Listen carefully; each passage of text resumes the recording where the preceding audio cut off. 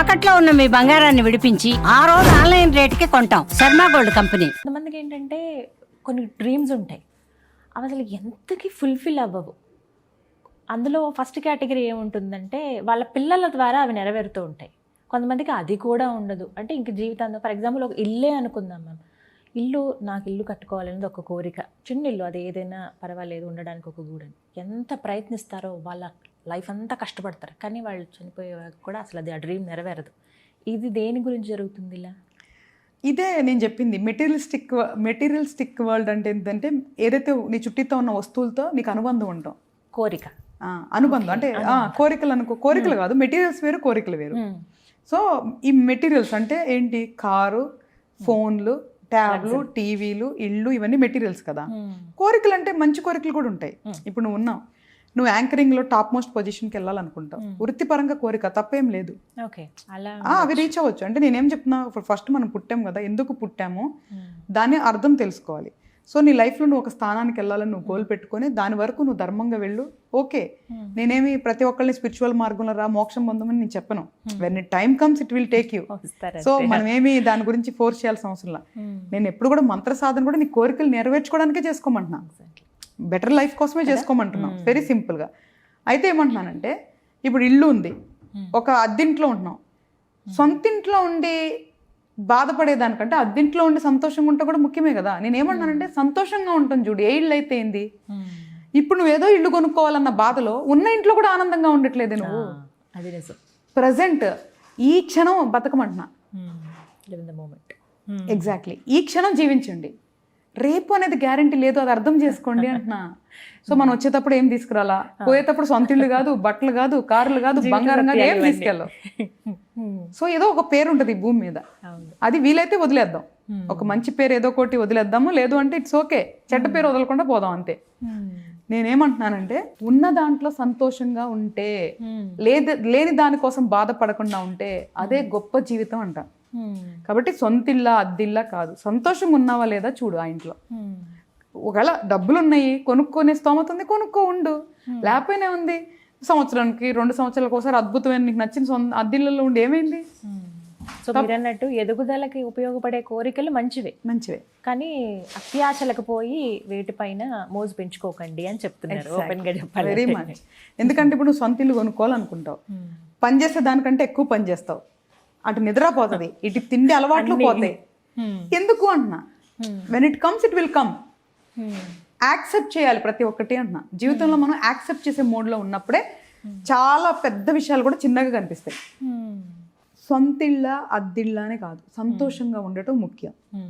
తాహతకు మించి వెళ్ళొద్దు, దాని బదులు ఈ క్షణం ఎలా సంతోషంగా ఉండాలో చూడండి. రేపటికి దాచుకొని ఈరోజు తిన్నోళ్ళు ఎంతో మంది ఉంటారు అంజలి. ఈ క్షణం సంతోషంగా ఉండమంటున్నా. నేనేమి ఏదో మీరు మైక్ ఇచ్చారనో ఇక్కడ ఒక టీవీ ఏమంటారు కెమెరాలో పెట్టారని నేను చెప్పట్లా. నేను ఏం చేస్తానో నా ప్రతి ఇంటర్వ్యూని అదే చెప్తా. నేనేం పుస్తకాలు చదువుకోవాలా, నాకెవరి దగ్గర విని నేర్చుకోవాలా, ఇదంతా నేను జీవితంలో ఏమైతే చూశానో ఏమైతే నేర్చుకున్నానో అదే చెప్తున్నా. ఈ రోజు నేను కానీ నా పిల్లలు కానీ ఎలా సంతోషంగా ఉండాలని ఇప్పటికీ చూస్తాను తప్ప రేపు నా బ్యాంకులో ₹1 లేకపోయినా నేను ఇంతే సంతోషంగా ఉంటాను. అసలు రేపు గురించి కూడా బాధపడను, నెక్స్ట్ మంత్ గురించి ఫర్గెట్ ఇట్, రేపే అనే దాని గురించి కూడా నేను బాధపడను. సో ధైర్యం, ఆయన పుట్టించిన ఆయన ఉన్నాడు, ఆయన చూసుకుంటాడు. ఇంకేంది, ఒకళ్ళు లేదు ఏదైతే అదేంది రెడీ, అలా ఉండాలి తప్ప ఫేస్ చేసే ఇది రావాలి, ఆ స్టేజ్కి వెళ్ళాలి ప్రతి ఒక్కరు. పిల్లలకి మనం నేర్పించవచ్చా అండి కర్మ సిద్ధాంతం గురించి? ఇంకంటే వాళ్ళ స్టేజ్కి అది ఎక్కువ అవుతుందా చెప్తే? ఎందుకంటే పిల్లలు ఆ మాటలు మాట్లాడితే నీకు ఈ వయసులో ఎందుకు పెద్ద పెద్ద మాటలు, వెళ్ళి చదువుకో, వెళ్ళి ఆడుకో, ఇలా చెప్పేస్తూ ఉంటాం మనం. బట్ మీ ఒపీనియన్ ఏంటి? అంటే ఎన్ని ఇయర్స్ వరకు పిల్లలకి వీటి మీద ఎంత అవగాహన అక్కర్లేదండి, వాళ్ళు ఎంత మాట్లాడేది, వాళ్ళు ఉన్న ఇది చాలు అని ఏం చెప్తారు? ఎప్పుడు ఒక 5 సంవత్సరాలు 6 సంవత్సరాలు వచ్చిన తర్వాత పిల్లలకి కొన్ని గుర్తుంటాయి కాబట్టి అప్పటి నుంచే మనం అన్ని బోధించడం నేర్పించాలి. స్కూల్లో ఓన్లీ సబ్జెక్ట్ నేర్పిస్తారు అంజలి, బట్ జీవిత పాఠాలు కానీ మన ధర్మాలు కానీ ఇవన్నీ కూడా తల్లిదండ్రులే నేర్పించాలి. ఫస్ట్ వీళ్ళకి తెలిసి ఉండాలి, దాని తర్వాత పిల్లలకి నేర్పించాలి. అసలు మనమే పాటించకుండా పిల్లల్ని నేర్పించినా కూడా ఎక్కువ ఎఫెక్ట్ ఉండదు. ఏం చేస్తున్నావు చూస్తారు. ఎగ్జాక్ట్లీ, వాళ్ళు అడుగుతారు నువ్వే చెయ్యు నేను ఎందుకు చేయాలని అంటారు. ఒకసారి నువ్వు చేస్తున్నావు అనుకో, వాళ్ళు చెప్పకపోయినా ఏదో ఒక రోజు అబ్బా అమ్మలాగా నాన్నలాగా చేయాలనుకుంటారు. కాబట్టి పిల్లలకి ఒక 5-6 సంవత్సరాల నుంచే ప్రతి ఒక్కటి నేర్పించాలి. ఆడపిల్లలకి ఏం నేర్పించాలి, ఆడపిల్లలకి నేర్పించాలి, మగపిల్లలే నేర్పించాలి, అవి నేర్పించాలి, కర్మ సిద్ధాంతం నేర్పించాలి, దైవభక్తి నేర్పించాలి, భయం, ప్రేమ, విలువలు కూడా నేర్పించాలి.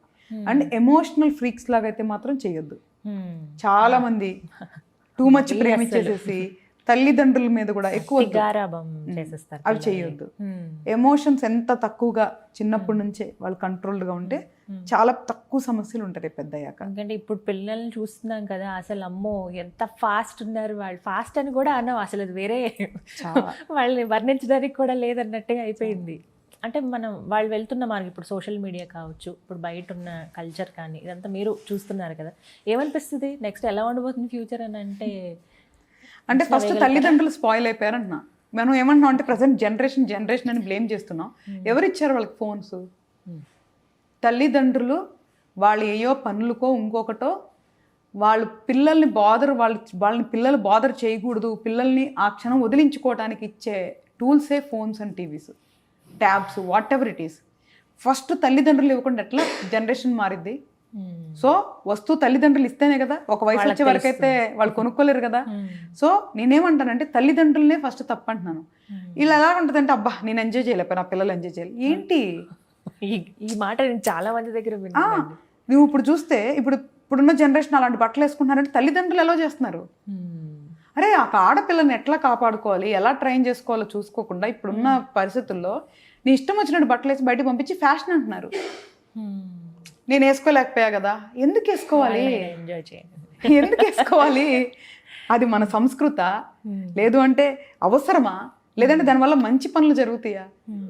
టెక్నాలజీ పరంగా గ్రో అవుతున్నారు, అప్డేట్ అవుతున్నారు, ఇవంతా వేరు. కానీ ఇప్పుడు ఆ ఫ్యాషన్ బట్టలు వేసుకొని అమ్మాయిలు మనం ఏం సాధించాలి? ఫ్యాషన్ కూడా నిండుగా ఉండే బట్టలు వేసుకోవచ్చు కదా. సో సగం తల్లిదండ్రుల వల్లే జనరేషన్ చెడిపోతుంది తప్ప జనరేషన్ వల్ల జనరేషన్ చెడిపోట్లా. వాళ్ళకి అలాంటివన్నీ ఇచ్చే వాళ్ళే పేరెంట్స్. అవి ఫస్ట్ ఆపాలి. ఒకవేళ వాళ్ళు వినకపోతే కౌన్సిలింగ్ సెంటర్స్ ఉన్నాయి, they have to take the help. వాళ్ళకి ఇప్పటి నుంచే ఆ మెంటల్ స్టెబిలిటీ పెంచాలి. ఎడిక్షన్ చేసేస్తున్నారు, ఎడిక్షన్స్ వద్దు. ఎడిక్షన్స్ వల్ల మైండ్ పనిచేయదు, వాళ్ళకి ఫ్యూచర్ ఉండదు. అంజలి మళ్ళీ ఏమనుకుంటారు, ఈ ల్యాప్టాప్లు ఇవన్నీ ఇస్తారు, వాడు అదవ్వాలి ఇదవ్వాలని మళ్ళీ కోరుకుంటారు. ఎట్లా అవుతారు?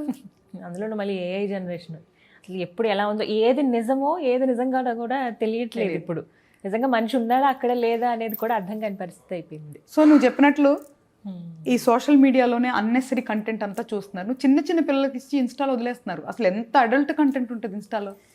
ఈవెన్ నేనే చూడండి ఈ రోజుకి వాళ్ళు రీల్స్ చేస్తారు చిన్నపిల్లలు. నాకు అసలు భలే ఆశ్చర్యం అనిపిస్తుంది. వాళ్ళ సబ్జెక్టు, వాళ్ళు ఎంచుకున్న కంటెంట్. కొంతమంది అయితే ఇంకా బూతులే మాట్లాడతారు, అంతా ఓకే, కానీ మేము ఇది చేస్తున్నాం ఫ్రెండ్స్, మేము ఇలా ఫ్రెండ్స్, నన్ను సబ్స్క్రైబ్ చేసుకోండి ఫ్రెండ్స్. మనం ఎంత ఆశ్చర్యంగా వాళ్ళ తల్లిదండ్రులు అది చూసి గర్వపడుతుంటారు తెలుసా నీకు? Oh my god. నేను అదే చెప్తున్నా. ఇప్పుడు మనం జనరేషన్ బ్లేమ్ చేయొద్దు, డెఫినెట్గా పేరెంట్స్ పెంపకాన్ని బ్లేమ్ చేయాలి. మనం కనుక వాళ్ళని కంట్రోల్లో పద్ధతిలో పెంచినంత వరకు కూడా వాళ్ళు తప్పులు చేసేదానికి చాలా తక్కువ అవకాశం ఉంటుంది. సో పేరెంట్స్ ఒక ఫ్రెండ్స్ లాగా ఉండి వాళ్ళని మంచిగా గైడ్ చేస్తూ ఏ వయసులో ఏమి ఇవ్వాలో అవే ఇస్తే మాత్రం డ్యామేజ్ తక్కువ ఉంటుంది.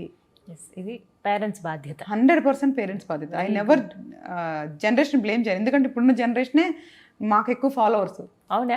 కర్మ సిద్ధాంతాన్ని నమ్ముతూ కొంచెం డెవోషన్ మీద ఉన్నారు. అది నిజంగా చాలా ఆనందించదగ్గ విషయం అండి. మళ్ళీ స్పిరిచువాలిటీ వైపు యంగర్ జనరేషన్ టర్న్ అవ్వటము, ఇన్ని టూర్స్కి వెళ్ళడం, దైవ దర్శనాలు, దేవాలయాల సందర్శనాలు, చాలా సంతోషం అనిపిస్తుంది.